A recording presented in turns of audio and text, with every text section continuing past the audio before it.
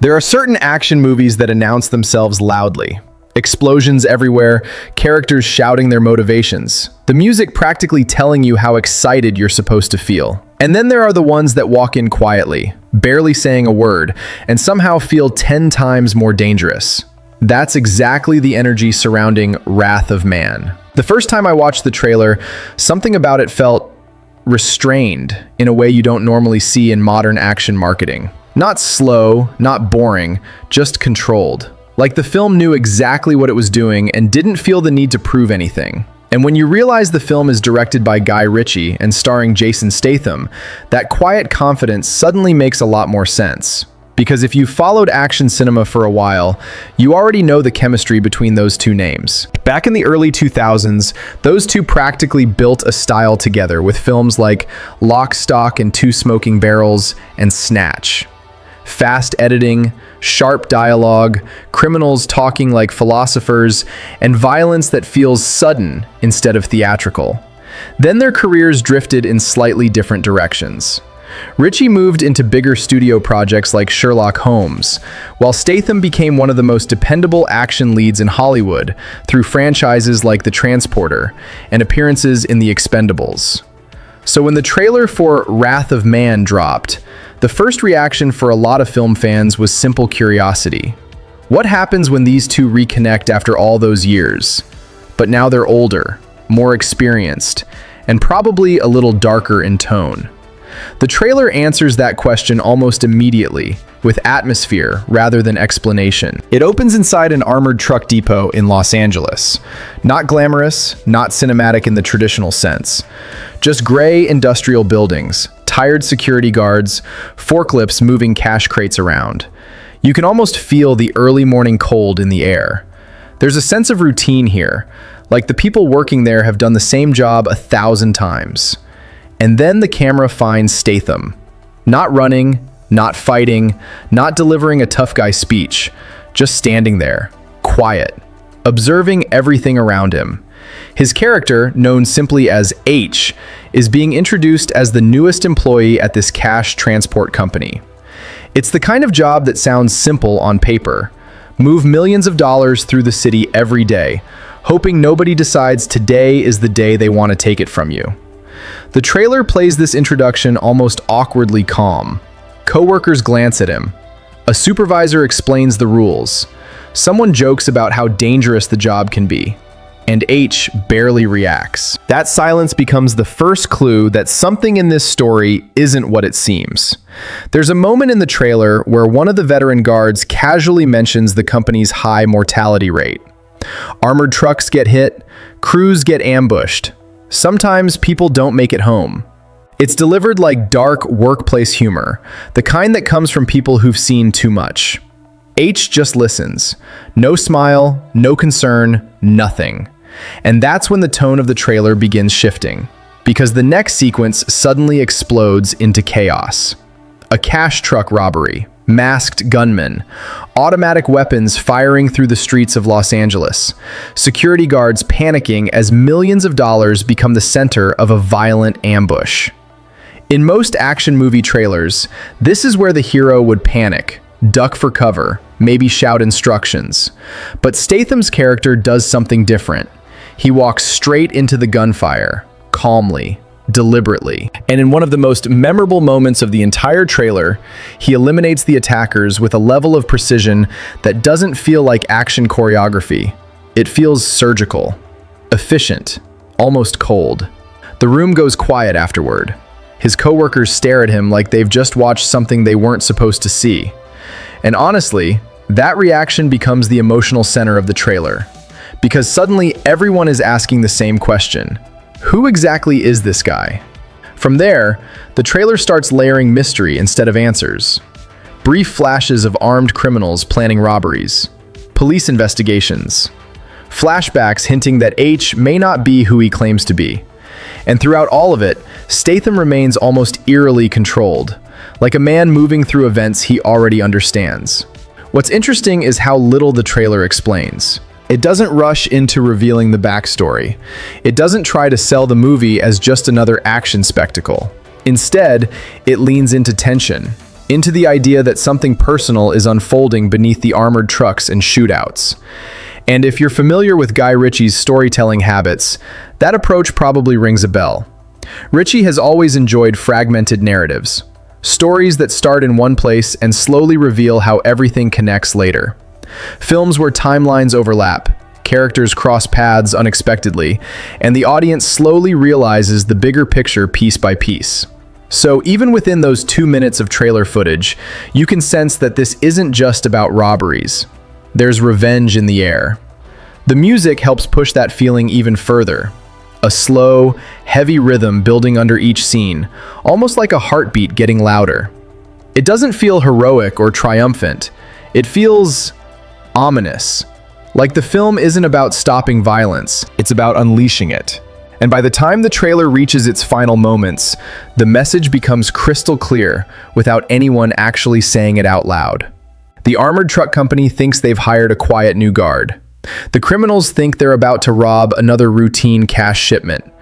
But somewhere in the middle of all that, there's a man who seems to be waiting for this exact situation to happen. Waiting very patiently. Waiting very deliberately. And that quiet patience might be the most dangerous thing in the entire movie. What makes Wrath of Man so fascinating isn't just the action or the mystery around Jason Statham's character. It's the way the story slowly unfolds like a puzzle that's been scattered across different timelines. At first, everything seems straightforward. A new security guard joins an armored truck company. But the deeper you get into the film, the more you realize the narrative is quietly rearranging itself. The story begins in Los Angeles with a cash transport company called Forico Security. Every day, their armored trucks move millions of dollars between businesses and banks across the city. It's the kind of job where routine is everything. The drivers know their routes, the guards know the protocol, and most days nothing unusual happens. But every once in a while, something goes very wrong. The opening sequence of the movie shows exactly how dangerous the job can be. A Forico armored truck crew is out on a routine run when their vehicle is ambushed. The robbery happens fast, brutally fast. Masked gunmen appear, weapons raised, voices calm and professional. This isn't some random street crime. These people know exactly what they're doing. The crew is forced out of the truck. Guns are pointed. Tension fills the air. One of the guards hesitates. That hesitation costs him his life. The robbery ends with several Forico employees dead and the criminals disappearing into the city with millions in cash. The entire sequence is cold and efficient.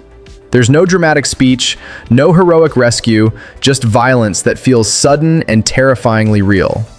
From that moment, the film establishes the world we're stepping into. Armored truck robberies aren't rare. They're a constant threat. And Forico Security has already lost several crews in previous attacks. Not long after this incident, the company begins hiring new guards to replace the people they've lost. One of those applicants is a quiet, serious man known only as H. That character, of course, is played by Jason Statham. His introduction to the company feels almost intentionally understated. H arrives at the Forico office dressed plainly, speaking calmly, answering questions with minimal words.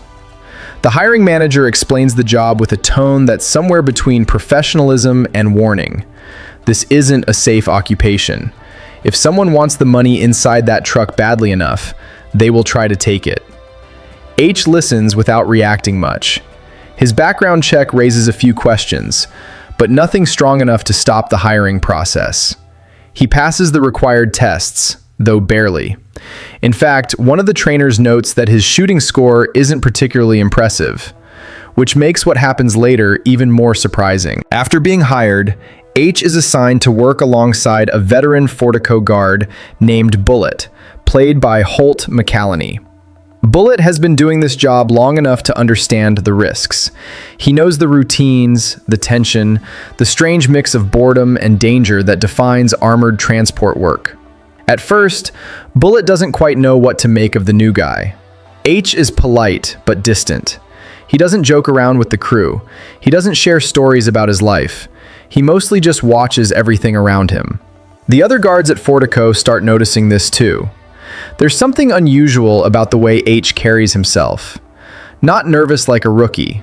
Not arrogant either, just focused. Like someone studying a situation instead of living inside it. Still, work continues. The trucks leave the depot every morning, carrying enormous amounts of cash across Los Angeles. Businesses need deposits moved. Casinos need transfers. Banks need deliveries. It's a massive operation running quietly through the city every single day. Then comes the moment that changes everything. One afternoon, H and Bullet are out on a run when they're suddenly surrounded by armed robbers. The ambush happens in the middle of the street. Vehicles block their path. Masked men step forward with automatic rifles. Bullet immediately recognizes the situation. This is exactly the nightmare scenario every armored guard trains for. The robbers demand the doors be opened. Bullet tries to stay calm. He follows protocol, attempting to stall, hoping police might arrive before things escalate. But the criminals aren't interested in negotiation. They start counting down. And suddenly, something shifts inside H. Up until this moment, he's seemed almost detached from everything around him. But now there's a different energy in the air. Without raising his voice, without making a big dramatic move, H simply steps forward. Then the shooting starts. But it doesn't unfold the way anyone expects. Instead of panicking or trying to hide, H moves with a level of precision that instantly changes the situation. His shots are controlled, direct, and unbelievably accurate. One by one, the attackers drop before they even understand what's happening. Within seconds, the ambush is over. The street falls silent. Bullet stares at H in disbelief. This quiet new employee who barely passed his firearms test has just neutralized a full crew of professional robbers almost single-handedly. And the way he did it didn't feel lucky. It felt practiced. The police arrive shortly afterward, and the entire event becomes a massive investigation. Detectives question everyone involved. Security footage is reviewed. The surviving guards give their statements. The official story becomes simple. A Forico employee acted heroically and stopped a robbery. But the people who witnessed the event aren't completely convinced, because something about H's behavior during the attack didn't look like heroism. It looked like familiarity. Like he had been in situations like this many times before. And that suspicion slowly spreads through the Forico depot. Guards begin whispering about the new guy who wiped out a robbery crew without breaking a sweat. Some admire him, others feel uneasy. Bullet in particular becomes curious. He starts wondering who H really is, where he came from, and why a man with those skills would choose a job that pays barely enough to justify the risk of being shot in the street. Meanwhile, H himself remains completely calm about everything that happened. He returns to work the next day. He drives the same routes. He says very little. But something has definitely changed. Because somewhere beneath that quiet surface, it's becoming clear that H didn't take this job by accident. He came here for a reason. And whatever that reason is, it hasn't revealed itself yet. After the robbery that H shuts down almost single-handedly, life at Forico Security doesn't quite return to normal. On the surface, the company celebrates what happened. The bosses call it a heroic act. Police reports frame it as an impressive defensive response. A new employee protecting millions of dollars and saving lives. That's the kind of story a security company loves to circulate. But inside the Forico depot, the atmosphere feels different. The other guards watch H more closely now. Some treat him with a kind of cautious respect. Others seem uncomfortable around him, like they've realized the quiet new coworker isn't exactly what he appeared to be. Bullet especially can't shake the feeling that there's something deeper going on. The strange thing is that H doesn't lean into the attention at all. No bragging, no storytelling. He doesn't even seem particularly proud of what happened. If anything, his attitude remains strangely detached. He clocks in, does the work, drives the routes, and leaves. But while everyone else sees a mysterious employee who saved the day, the audience slowly begins to realize that the story is about to shift perspective. Because the film suddenly pulls the camera away from Forico and introduces another group entirely. A group of men planning robberies. These criminals operate differently from the usual gangsters you see in crime films. They aren't loud or reckless. They move like a team trained to execute operations with military precision. Their meetings are organized, their equipment professional, their discussions calm and methodical. At the center of this group is a man named Jackson, played by Jeffrey Donovan. Jackson leads a crew made up largely of former soldiers, veterans who returned home from war and discovered that civilian life didn't offer much opportunity. Instead of drifting into ordinary jobs, they've used their training to build something darker: armored truck robberies. And the way the film presents this group is fascinating, because suddenly the audience is seeing the other side of the equation. These guys aren't cartoon villains. They plan their operations carefully. They study routes. They analyze weaknesses and security patterns. In their minds, what they're doing is just another mission. The film shows how they prepare for robberies like tactical exercises. Weapons are selected with precision. Escape routes are mapped out. Each member of the crew knows their exact role. It becomes clear that several of the Forico robberies in the past were likely their work, which raises a chilling question. Was the ambush H stopped earlier connected to this crew, or was that an entirely different group? As this storyline unfolds, the narrative keeps cutting back to H at Forico.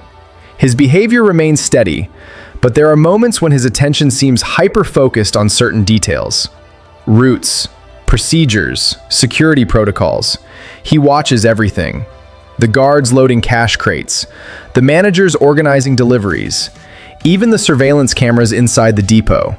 At one point, Bullet casually asks him why he seems so interested in the logistics of the job. H brushes it off with a vague response. Just trying to learn the system. But the answer doesn't quite land, because by now the audience has probably started noticing a pattern.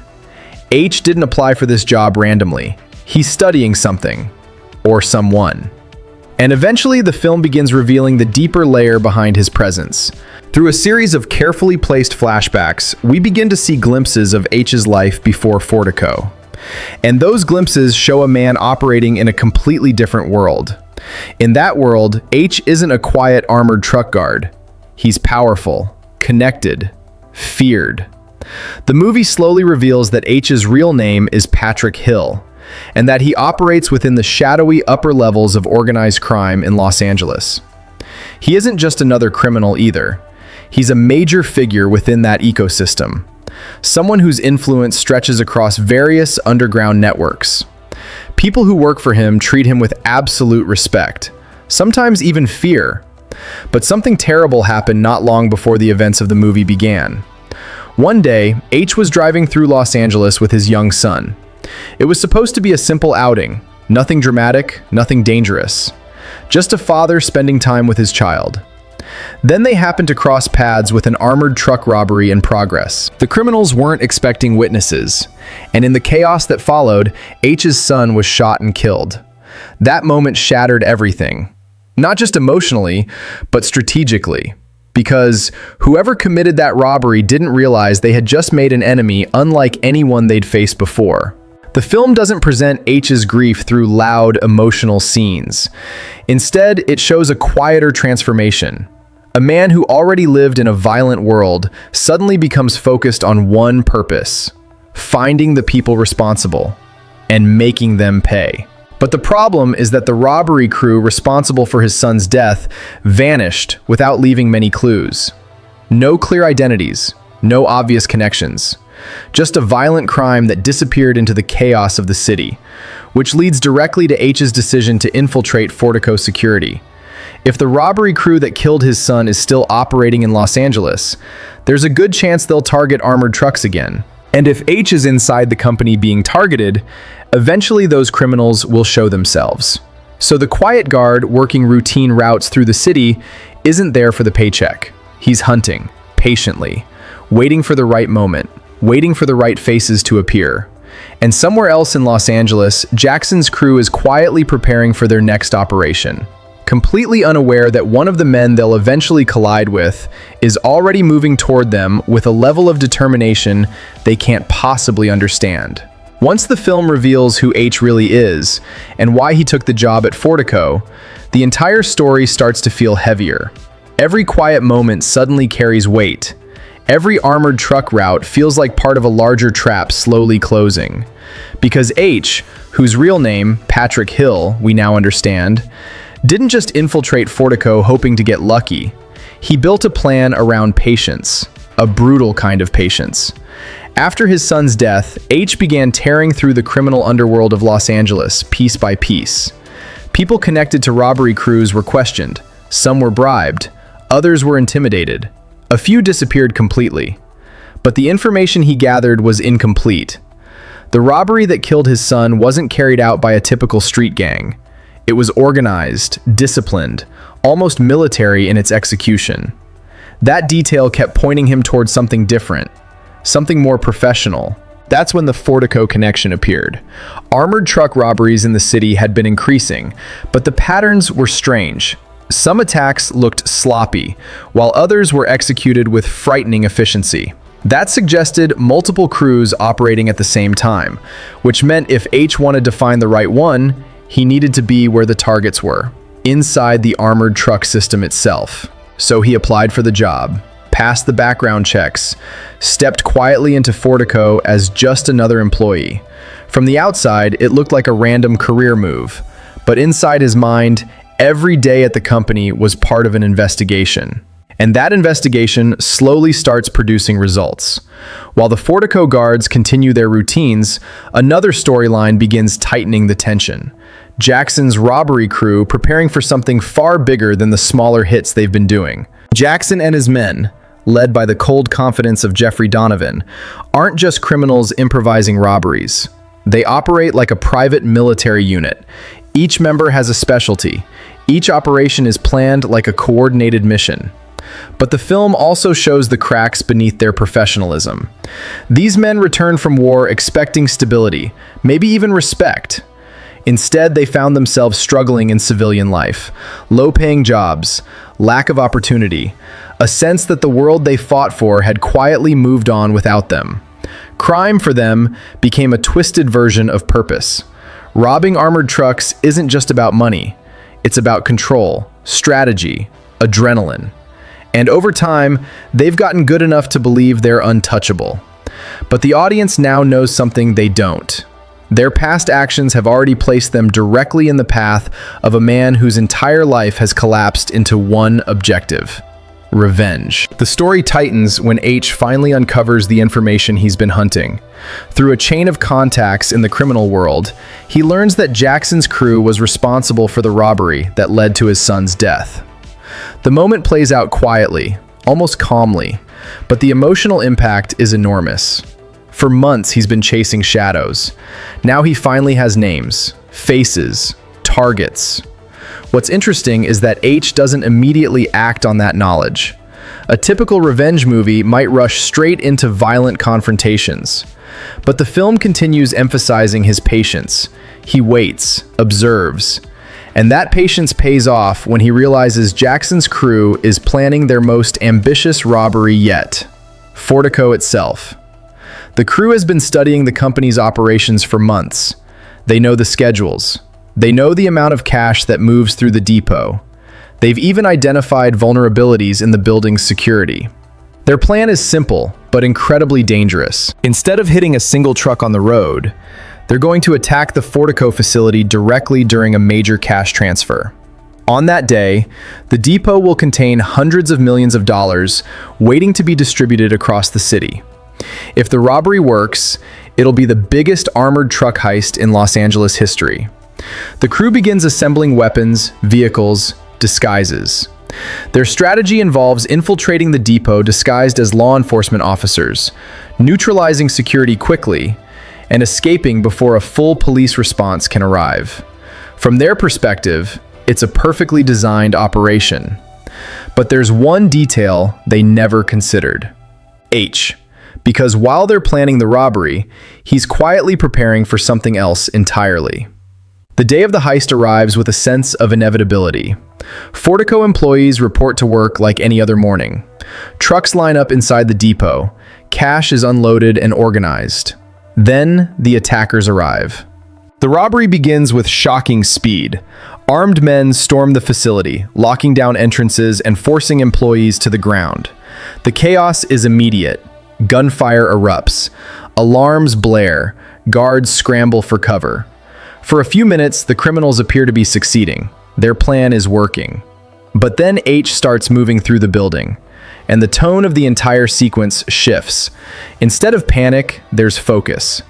Instead of desperation, there's control. One by one, the attackers begin encountering something they didn't expect. Someone who knows exactly who they are. Someone who has been waiting for this moment. The confrontation between H and Jackson's crew unfolds with brutal intensity. Gunfights echo through the depot corridors. Trucks become cover. Steel walls ring with bullets. But beneath all the action is a deeply personal collision. For Jackson's men, this is just another job. For H, every shot fired carries the memory of his son. And that difference changes everything. The robbery that was supposed to make them rich slowly turns into something far worse. A battlefield they walked into without realizing that the most dangerous person inside the building wasn't security. It was the man who had spent months making sure they would eventually come. Something interesting was happening in Hollywood around the time Wrath of Man arrived in theaters. The industry itself was in a strange transitional moment. Big studios were still figuring out how to release films in a world where the traditional theater model had just been shaken by the global pandemic. Streaming platforms were suddenly competing with theatrical releases in ways nobody fully expected a few years earlier. So when Wrath of Man was scheduled for release in early May of 2021, it wasn't just another action movie entering the marketplace. It was part of a much bigger experiment happening across the entire film business. The movie officially hit theaters in the United States on May 7th, 2021. Normally, that early May window belongs to giant franchise launches. Superhero films, massive studio spectacles, the kind of projects that dominate the box office for weeks. But in 2021, the calendar looked different. Studios were cautious.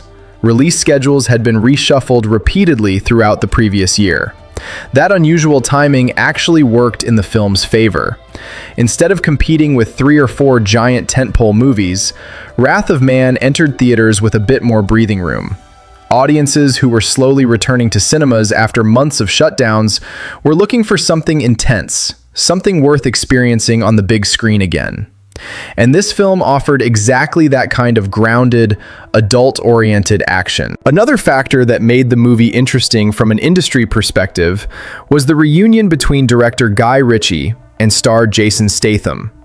By the time Wrath of Man arrived, both men had spent years building strong reputations in different corners of the industry. Ritchie had become known for his stylish crime storytelling and his ability to blend humor with sharp, fast-moving narratives. Early in his career, he helped redefine modern British gangster cinema with films like Lock, Stock and Two Smoking Barrels and Snatch. Those movies didn't just entertain audiences, they created an entire stylistic wave that influenced crime filmmaking for years afterward.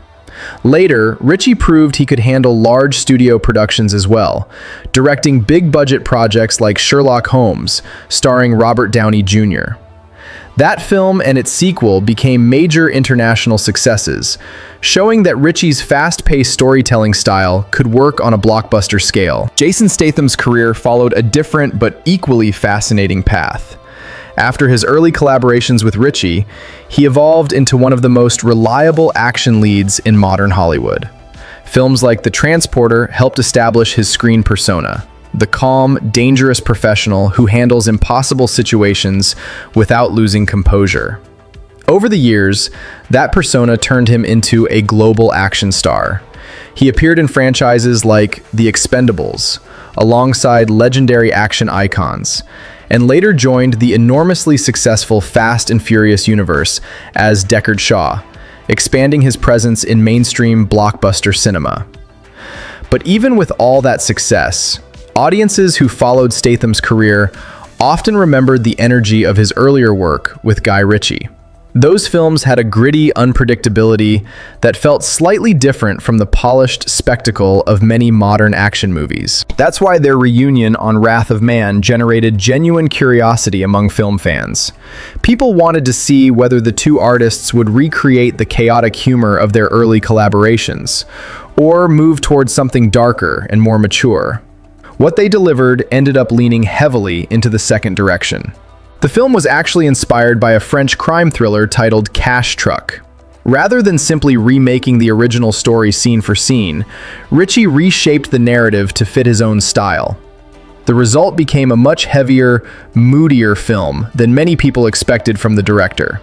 Instead of flashy dialogue and comedic criminals, Wrath of Man focuses on quiet tension, revenge, and carefully structured storytelling. From an industry standpoint, that creative choice was interesting because it showed Ritchie experimenting again. After working on larger, sometimes more family-friendly studio projects, including films like Aladdin for Walt Disney Pictures, he returned here to something more grounded and brutal.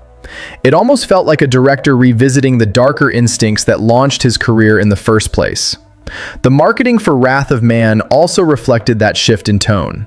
The trailers avoided flashy humor or exaggerated action moments. Instead, they leaned into mystery, focusing on the quiet menace of Statham's character and the slow reveal of his motivations. That approach stood out at a time when many action movie trailers relied heavily on spectacle and quick editing. When the film finally reached audiences, the reaction was interestingly split in a productive way.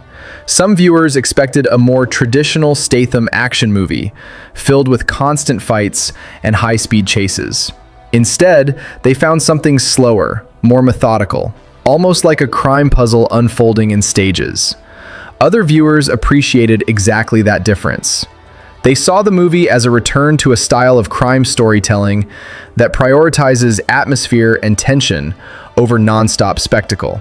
Financially, the film performed solidly in a very uncertain market. With a production budget around $40 million, Wrath of Man eventually earned more than $100 million worldwide. Under normal circumstances, that might be considered a modest success, but considering the complicated theater environment in 2021, it became a strong performance for a mid-budget action thriller.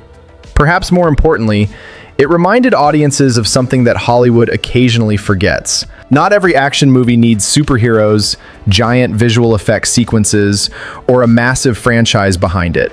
Sometimes, all you need is a focused story, a director with a clear vision, and an actor who understands how powerful silence can be when the character standing there looks like he's already decided how the story is going to end. One of the reasons Wrath of Man works as well as it does is because of how carefully the cast is assembled. This isn't one of those action films where the entire weight rests on a single star while everyone else fades into the background. Instead, the movie builds a full ecosystem of characters: guards, criminals, detectives, supervisors, each one adding texture to the story. And at the center of that world stands a man who barely speaks, but somehow dominates every scene he walks into. That man is H, played by Jason Statham. Statham has spent the better part of 2 decades refining a very specific screen presence. He doesn't perform action heroes the same way many Hollywood stars do. There's rarely loud, emotional dialogue or exaggerated reactions.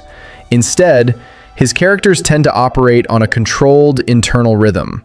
They observe, they wait, and when they act, it happens with sudden efficiency. In Wrath of Man, that style reaches a new level of restraint.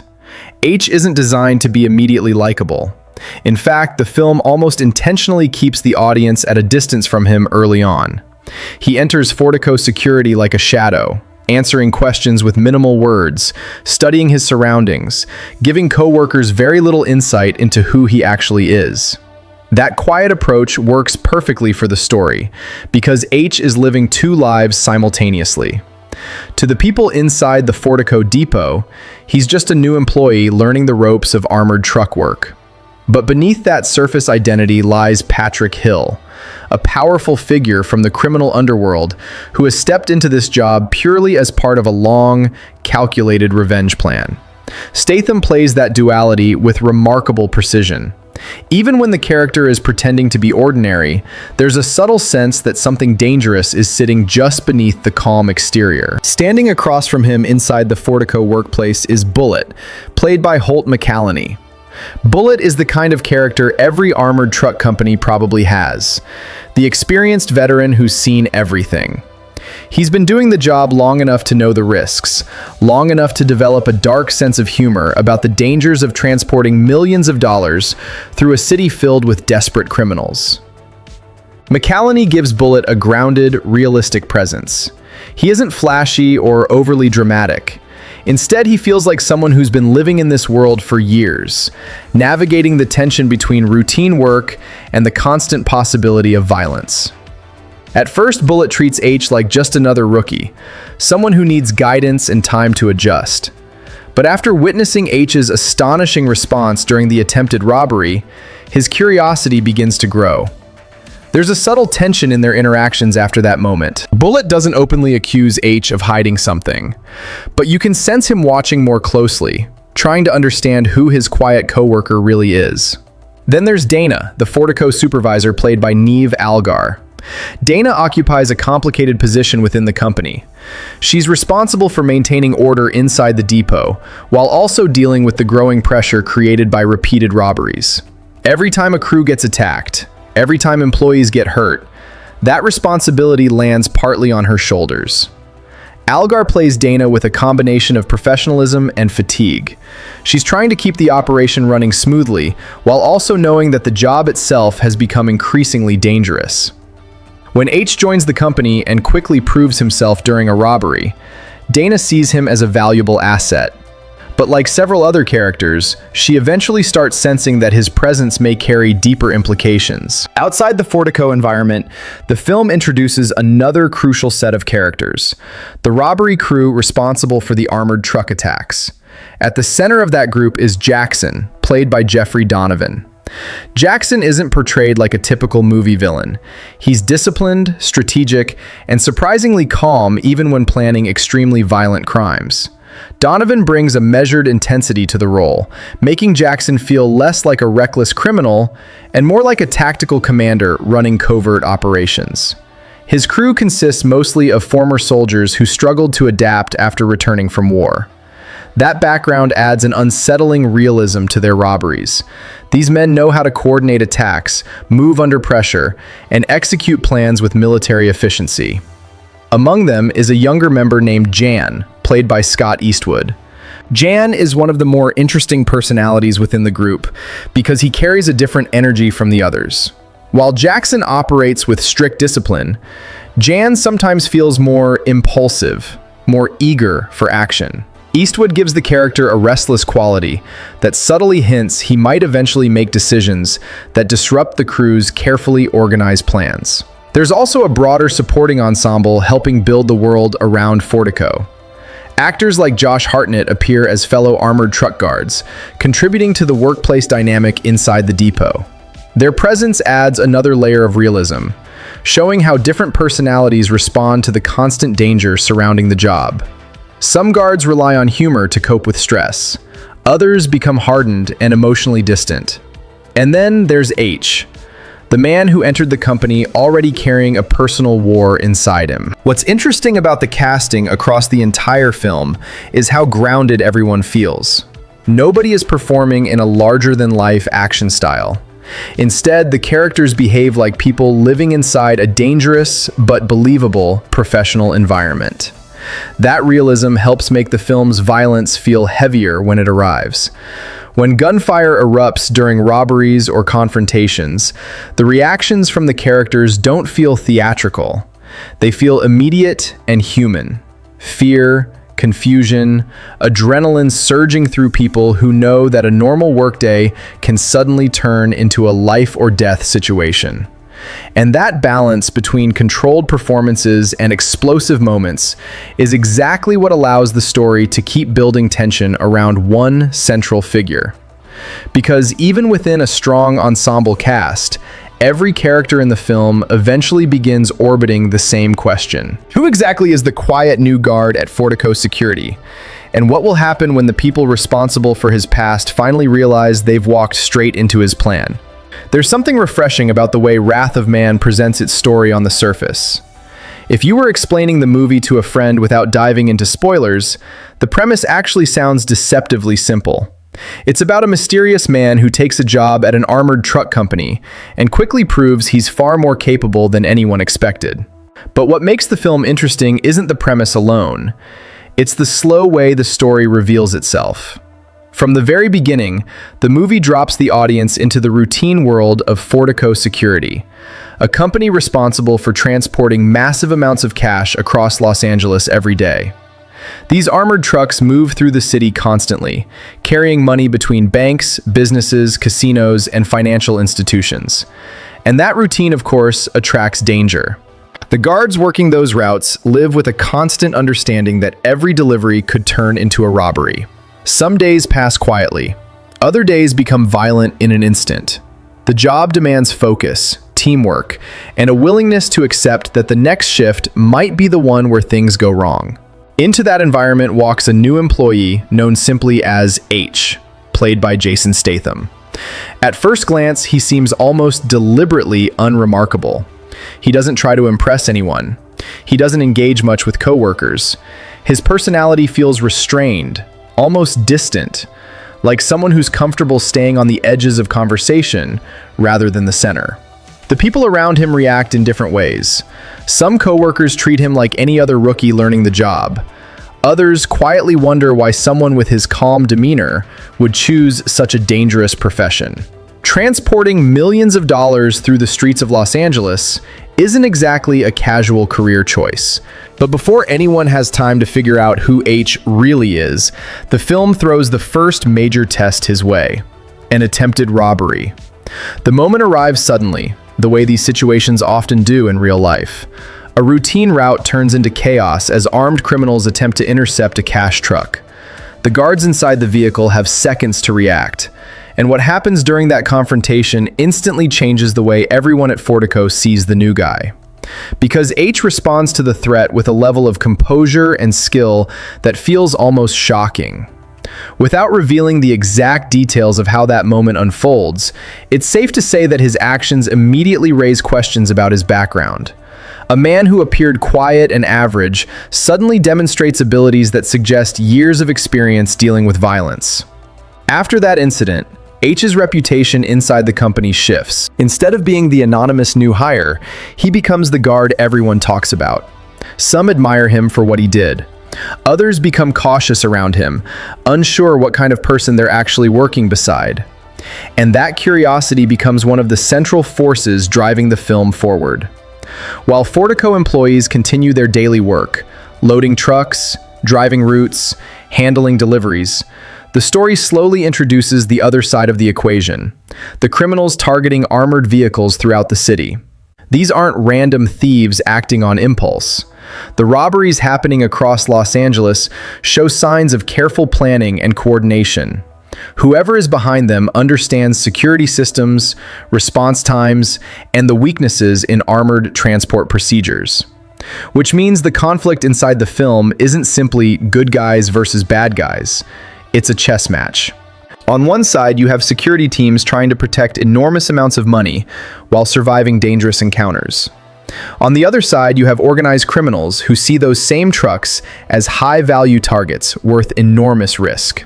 And somewhere between those two worlds stands H. The fascinating thing about the movie's structure is how it slowly reveals that his presence inside Forico may not be accidental. The story begins hinting that he might have deeper motivations connected to the robberies happening across the city. Those hints appear through subtle storytelling rather than loud exposition. A lingering look. A moment where H studies a detail others ignore. A reaction that suggests he recognizes something before anyone else does. Little by little, the audience starts realizing that the armored truck company might not just be his workplace. it might be the center of a much larger plan. Director Guy Ritchie builds tension through structure as much as through action. Instead of telling the story in a straight line, the film reveals events from different perspectives and time frames. Scenes that initially seem simple later gain new meaning when the narrative circles back to them. That approach creates a sense that the audience is slowly assembling pieces of a puzzle. Each robbery, each conversation between coworkers, each quiet moment where H watches something carefully, all of those pieces eventually connect. Another interesting aspect of the film's tone is how restrained the action feels compared to many modern blockbusters. There are intense sequences, absolutely. Gunfights, confrontations, dangerous standoffs. But the movie doesn't overwhelm the audience with constant spectacle. Instead, it allows tension to build gradually. Silence plays a major role in that process. Sometimes the most powerful moments in the film come from watching characters study one another without speaking. Suspicion grows. Questions linger in the air. People begin wondering whether the danger surrounding the armored trucks might be closer than they think. And as the story continues unfolding, the stakes quietly rise. The robberies become more ambitious, the criminals more confident, the environment around Forico more volatile, which leads to a growing sense that sooner or later, everything is going to collide in a way nobody inside the company is prepared for. Except perhaps one person. Because while everyone else is reacting to events as they happen, H often seems like a man who's already several moves ahead in a game that hasn't fully revealed itself yet. And when the truth behind his presence begins to surface, the film transforms from a straightforward crime story into something far more personal. A slow burn thriller built around the idea that sometimes the most dangerous person in a room is the one who says the least. Sitting down to watch Wrath of Man feels a little different from the average modern action movie experience. The difference becomes noticeable almost immediately. The pacing is slower, the tone heavier, and the storytelling far more deliberate than what audiences usually expect from a film starring Jason Statham. And honestly, that decision is one of the most interesting things about the movie. Because if you look at Statham's career over the years, from The Transporter to the massive franchise universe of Fast and Furious, most of those films lean into speed and spectacle. They move quickly, rely heavily on action choreography, and often treat violence as part of a stylish adrenaline rush. Wrath of Man doesn't really work that way. Instead, director Guy Ritchie builds the film like a pressure chamber. The story tightens gradually, information is revealed slowly, and the violence, when it arrives, feels sudden and almost uncomfortable rather than flashy. That tonal choice may surprise viewers who go into the movie expecting a traditional Statham action ride. But from a filmmaking perspective, it actually works extremely well because it creates tension long before the bullets start flying. One of the strongest elements of the movie is its structure. Rather than telling the story in a straight chronological line, Ritchie organizes the narrative in sections that revisit events from different angles. Scenes that appear simple early on gain deeper meaning later when the film circles back and shows what was happening behind the scenes. That kind of storytelling can sometimes feel confusing if handled poorly. Here, though, it feels intentional. The shifting perspectives slowly transform the audience's understanding of the situation. At first, the movie seems like a straightforward crime thriller about armored truck robberies. But as new layers appear, the story becomes something more personal and emotionally driven. Another aspect that stands out is the atmosphere. The film spends a surprising amount of time inside the Forico security depot. The trucks, the loading bays, the quiet office spaces where guards prepare for their shifts, all of it creates a sense of realism that grounds the entire movie. Instead of presenting the armored truck job as some glamorous action profession, the film portrays it as dangerous routine. These workers are essentially driving targets through the city every day. That setting makes every robbery scene feel heavier, because when violence erupts, it's interrupting an environment that otherwise feels ordinary and procedural. Jason Statham's performance plays a huge role in maintaining that tone. H is one of the most restrained characters Statham has played in years. He speaks very little throughout the film. His emotional reactions remain controlled even in extreme situations. And yet, there's a constant sense that his mind is working several steps ahead of everyone around him. That quiet intensity becomes the character's defining trait. Statham doesn't try to dominate scenes with loud dialogue or exaggerated gestures. Instead, he lets silence do most of the work. A simple glance or subtle shift in body language often communicates more than a long speech would.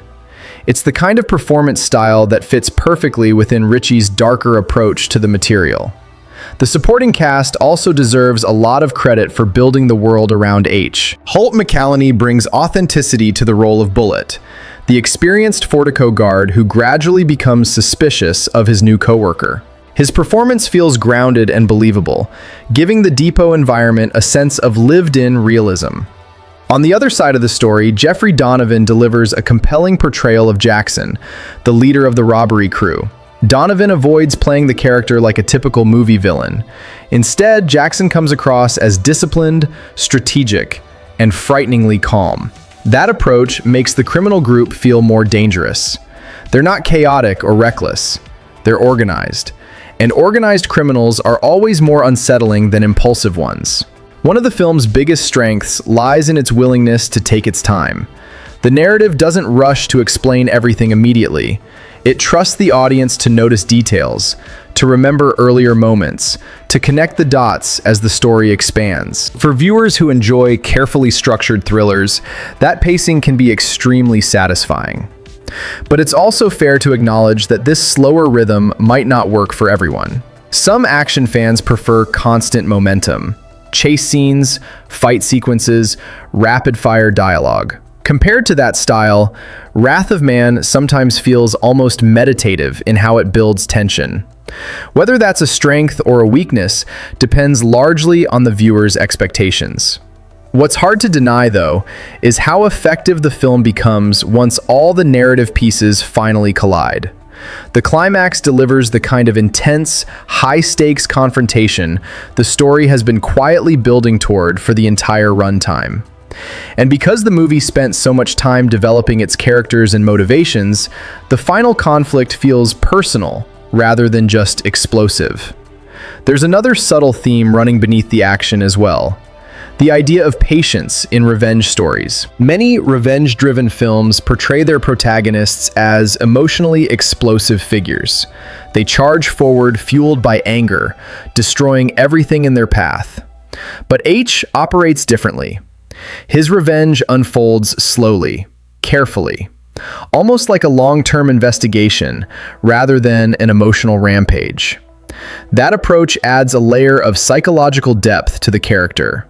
He isn't just reacting to tragedy, he's calculating, planning, waiting for the moment when the people responsible will walk directly into his reach. By the time the film reaches its final moments, it becomes clear that Wrath of Man was never trying to compete with giant blockbuster spectacles. Instead, it aims for something more focused. A dark, methodical crime thriller that explores how grief and revenge can reshape a person's entire life. And in that sense, the movie succeeds precisely because it refuses to rush. It lets the tension breathe. It lets the mystery develop. And it allows one very quiet character to slowly transform the entire world around him, simply by being patient enough to wait for the right moment to strike. One of the things that makes Wrath of Man more interesting the second time you watch it is how many small details are hiding beneath the surface. On the first viewing, most people are naturally focused on the mystery surrounding H and the tension of the robberies. But once you already know where the story is heading, a lot of subtle filmmaking choices suddenly become much easier to notice. And some of those details reveal just how carefully the movie was constructed. The first interesting fact starts with the film's origins. Many viewers assume the story is an entirely original concept created by director Guy Ritchie. But the film is actually inspired by a French crime thriller titled Cash Truck. However, the connection between the two films is more like a reinterpretation than a direct remake. The original French version focuses heavily on psychological tension and moral ambiguity. Ritchie took the core idea, a mysterious armored truck employee hiding a darker purpose, and rebuilt the narrative using his own storytelling structure. That's why the timeline jumps around so much throughout Wrath of Man. Events are revealed in fragments, forcing the audience to slowly assemble the full picture. That fragmented structure is one of the film's most deliberate stylistic choices. In fact, the movie is divided into different narrative segments, with titles that hint at shifting perspectives. Each section reveals the same world from another angle: the security guards, the criminals, and eventually the hidden motivations behind H himself. It's a technique Ritchie has experimented with before in earlier films like Snatch, but here it's applied in a much darker tone.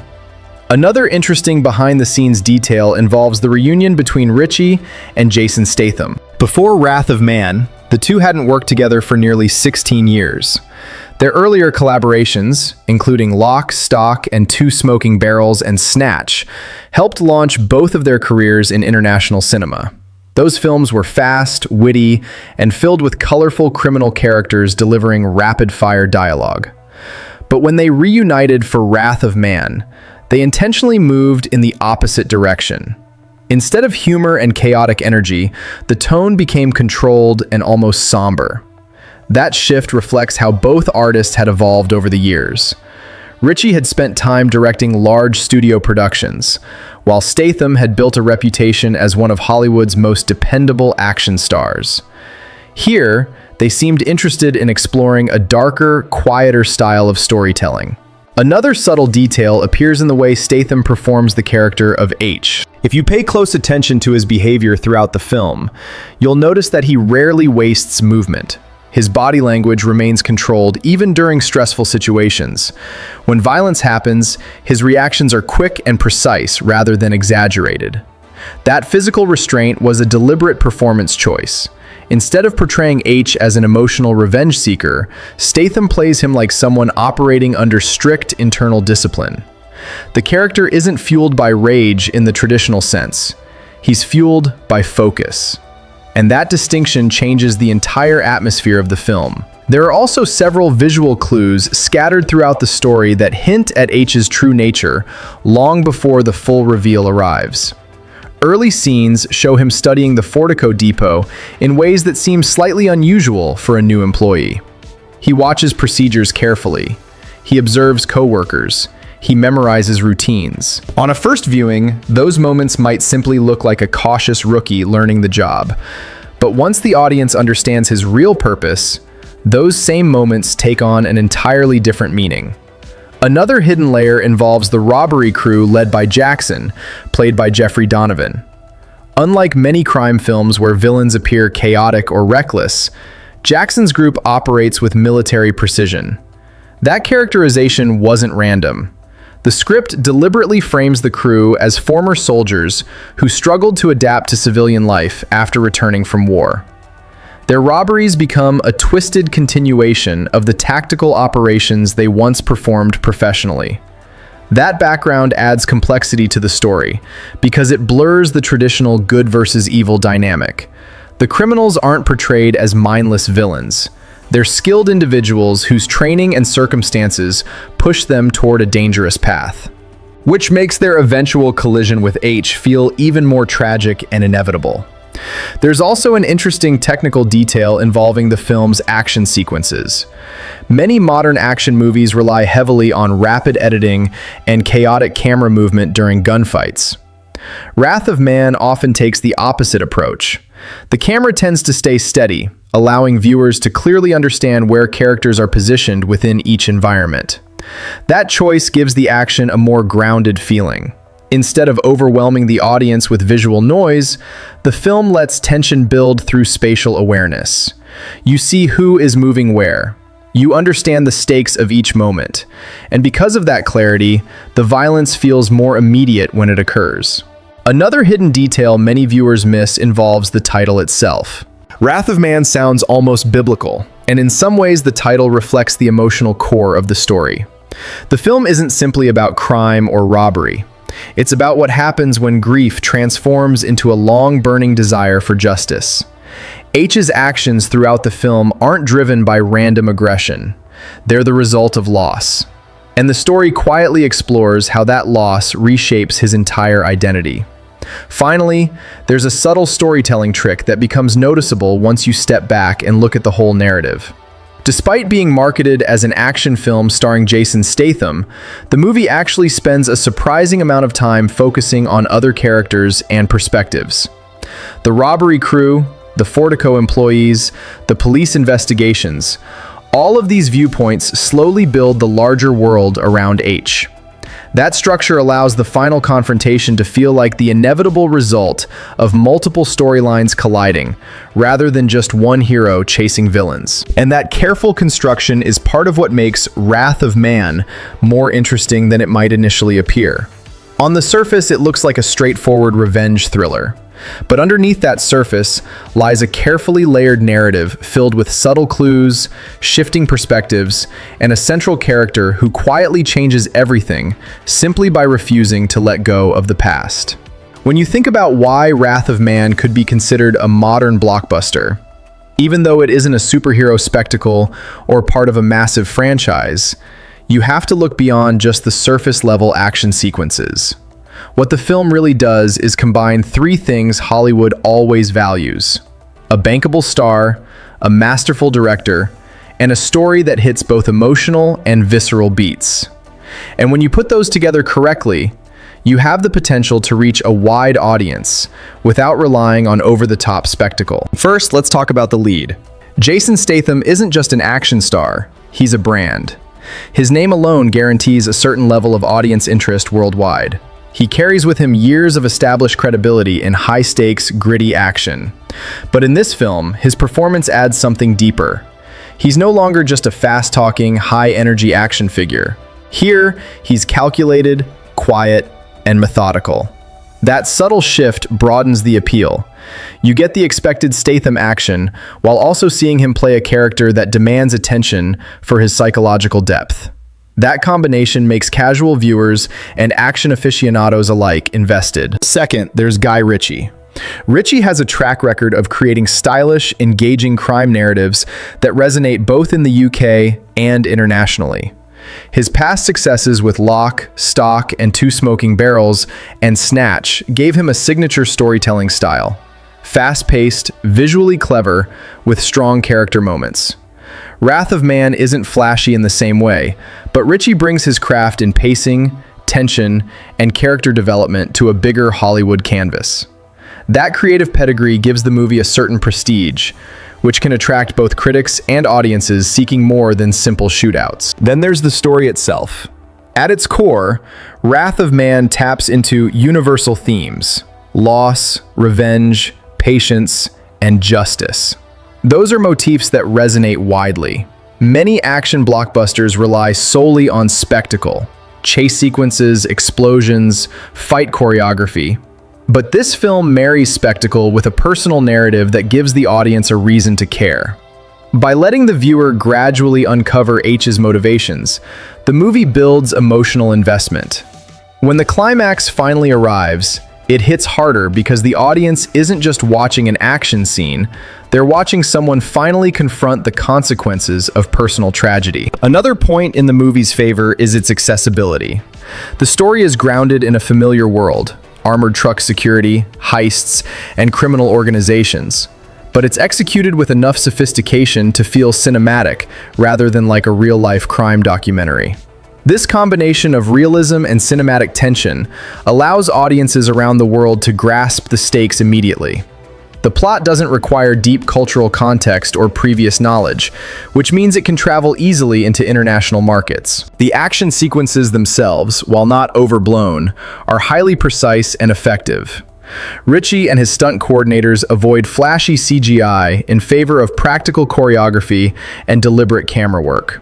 Every gunfight, robbery, or physical confrontation is designed to maximize tension and clarity. Viewers know exactly where everyone is in a scene, which increases the suspense. Modern audiences, bombarded with shaky, incomprehensible action, appreciate this clarity. It makes the film feel smarter and more engaging. Marketing also positioned the film well for potential blockbuster appeal. The trailers and posters emphasize Statham's quiet intensity, rather than simply promising explosions. That approach differentiated Wrath of Man from other action films released around the same time, particularly the crowded summer action market. It didn't try to be everything to everyone. It aimed to attract viewers interested in sharp, tension-filled storytelling anchored by a known action star. Finally, consider the timing. The movie was released at a moment when audiences were craving adult-oriented, grounded action experiences after years dominated by superhero universes and CGI-heavy spectacles. People were ready for something that felt tense, personal, and raw, without the trappings of an enormous franchise. Wrath of Man fit perfectly into that niche. All these elements, the star power of Statham, Ritchie's directional expertise, the emotionally compelling story, the precise action choreography, and the savvy marketing, combine to create the ingredients of a modern blockbuster. It may not have the global merchandising or the billion-dollar marketing budgets of a Marvel movie, but it leverages cinematic craftsmanship and emotional stakes in a way that can draw significant attention and box office revenue worldwide. In short, the movie proves that blockbusters don't have to rely solely on scale. Sometimes a leaner, smarter, and more emotionally grounded approach can achieve the same or even greater impact. Wrath of Man is a testament to how combining talent, craft, and story can elevate a mid-budget action thriller into a film that not only entertains, but leaves a lasting impression on viewers. When the credits start to roll on Wrath of Man, you're left with a curious mix of exhaustion and satisfaction. That's exactly the kind of reaction the filmmakers intended. The movie isn't trying to leave you laughing or cheering wildly or even simply thrilled by spectacle. It's designed to make you think, to make you feel, and to make you remember that quiet tension often hits harder than noise. At its heart, the film is a meditation on consequence. Every action, every decision, and every minor detail has a ripple effect. H's quiet, deliberate movements throughout the story aren't just plot mechanics.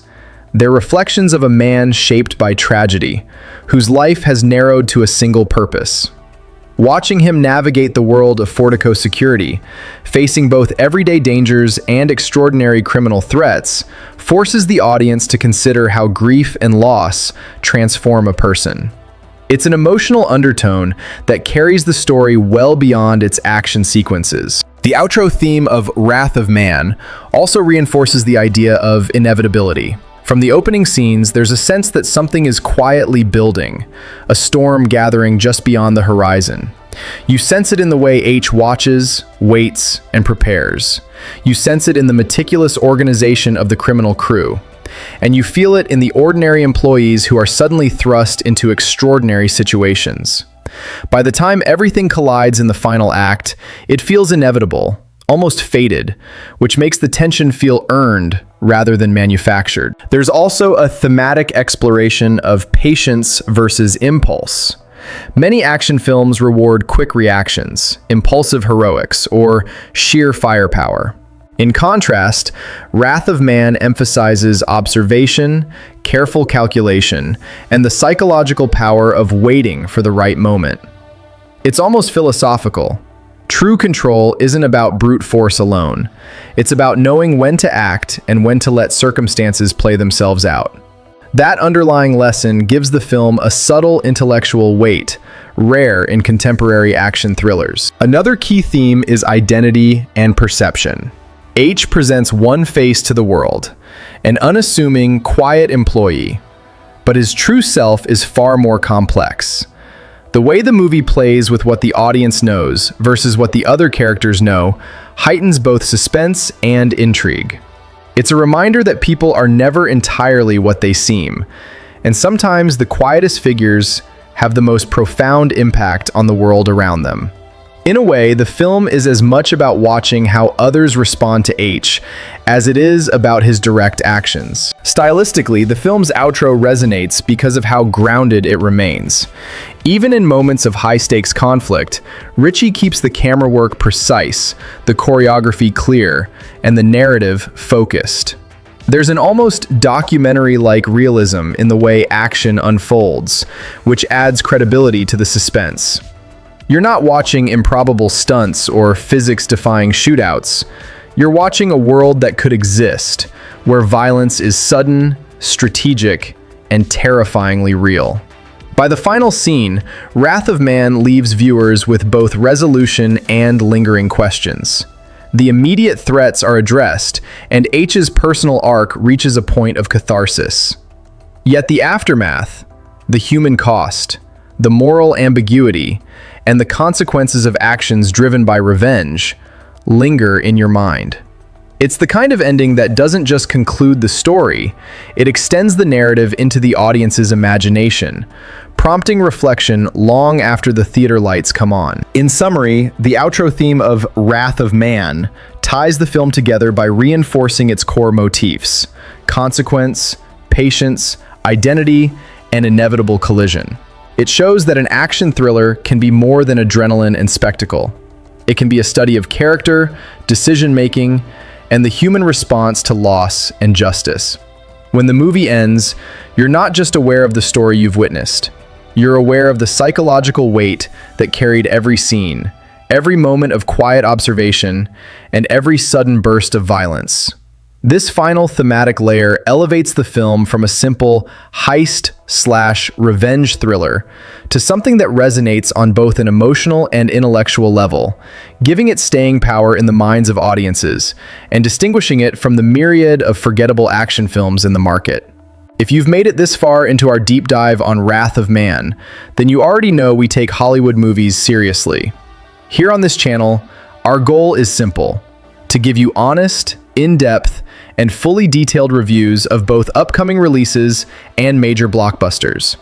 We don't rely on hype, clickbait, or recycled opinions. Instead, we analyze films like a real critic, connecting industry context, storytelling techniques, performances, and production choices, so you get the full picture before deciding what's worth your time in theaters or on streaming platforms. We cover everything from trailers, plot breakdowns, cast and character analysis, industry context, and hidden details you might have missed, always with a focus on realism and intelligent discussion. Whether it's a high-octane action thriller, a complex drama, or a family-friendly blockbuster, this channel aims to help you understand movies from every angle. If you appreciate thoughtful commentary, want insights that go beyond the surface, and enjoy discovering the stories behind your favorite films, then make sure you're subscribed. Hit that notification bell so you never miss a video that gives you honest analysis, interesting facts, and cinematic breakdowns that make your movie watching experience richer and more informed. Our promise: no exaggeration, no fake hype, just honest reviews, thoughtful discussion, and full exploration of the Hollywood movies you care about. Tags: for YouTube optimization, Jason Statham, Wrath of Man review, Guy Ritchie movies, action thriller 2021, armored truck movie, crime thriller analysis, Statham action film, movie breakdown, film review 2021, heist thriller, honest movie review, cinematic analysis, blockbuster action, suspense thriller, revenge thriller, movie facts, hidden details, behind the scenes, Hollywood movie review, Statham-Ritchie collaboration.